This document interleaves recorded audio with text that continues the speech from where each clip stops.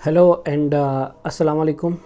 मेरा नाम हसीब है और आप देख रहे हैं ट्रैवल एक्स बाय हसीब, जहां पर मैं आपको इमिग्रेशन और वीज़ा रिलेटेड इन्फॉर्मेशंस देता रहता हूं।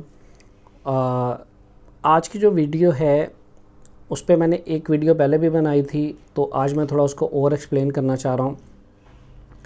मुझे मेरे Facebook page travel x by Haseeb पे काफ़ी ज़्यादा मैसेजेस आते हैं कि हमारा वीज़ा जो है वो रिजेक्ट हो गया, तो क्या अब हम लोग दोबारा फौरी जो है अप्लाई कर सकते हैं कि नहीं।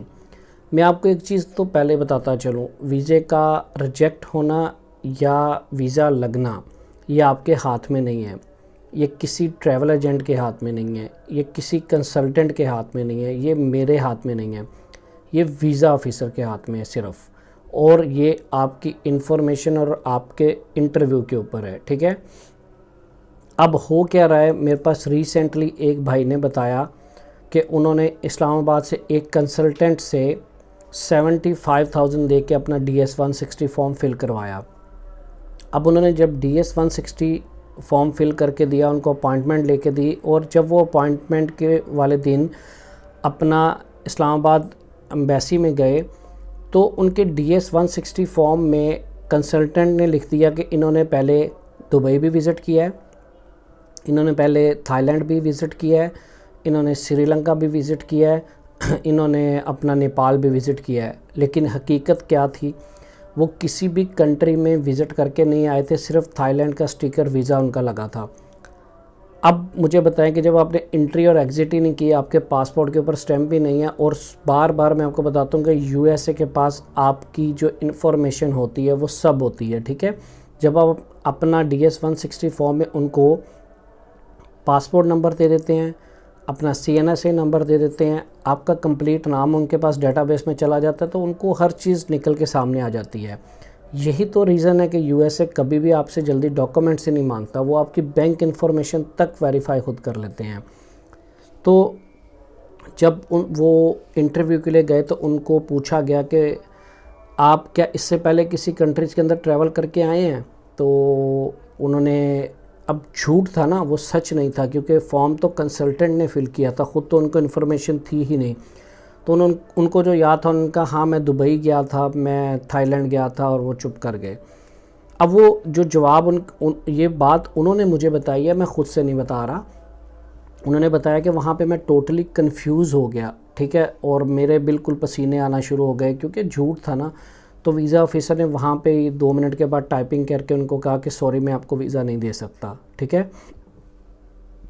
अब एक बात मैं आपको बार बार कहता हूँ, पहला पॉइंट तो ये है कि आपने झूठ नहीं बोलना। अब आपने झूठ बोल दिया, आप इंटरव्यू के लिए गए, आप रिजेक्ट हो गए, तो अब नेक्स्ट क्या करें भाई। देखें, सबसे पहली बात तो ये क्लियर है कि आपका जो रिकॉर्ड है वो उनकी डेटाबेस में लाइफ टाइम के लिए चला गया।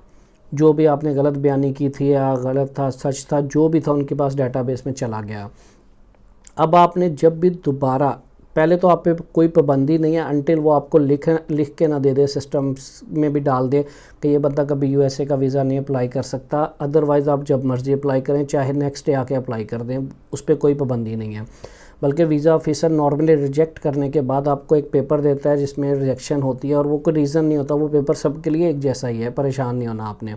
तो आपको कहता है कि you may apply any time again, ठीक है, तो आप जब मर्ज़ी अप्लाई करें। लेकिन वो अप्लाई करने से पहले एक बात तो याद रखें, आपके ऊपर वो दाग लग गया है। ये वो वाला दाग नहीं है कि दाग तो अच्छे होते हैं भाई, ये वो दाग है जिसने आपको लाइफ टाइम के लिए USA की प्रोफाइल में ख़राब कर दिया है।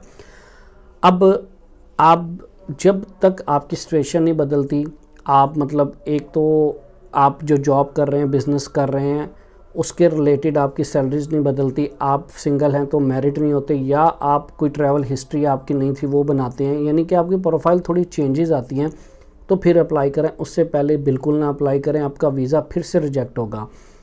मैं एक बंदे को जानता हूँ, उसने 12 दफ़ा वीज़ा अप्लाई किया टाइमली, वो पिछले 5 साल में 12 दफ़ा रिजेक्ट ही हुआ है, क्योंकि वो ही काम कर रहा है जो उसकी DS-160 फॉर्म कभी वो एक एजेंट से भरवाता है, कभी दूसरे से। कभी मुझे भी कह रहा था कि कर दे, मैंने बोला भाई मैं नहीं करके दे सकता, क्योंकि आपकी इन्फॉर्मेशन इतनी कॉम्प्लिकेशंस हैं, हर एजेंट ने तो आपको डिफरेंट भर के दिया हुआ है, आपको खुद नहीं पता कि आपकी क्या इन्फॉर्मेशन है, क्या प्रोफाइल है।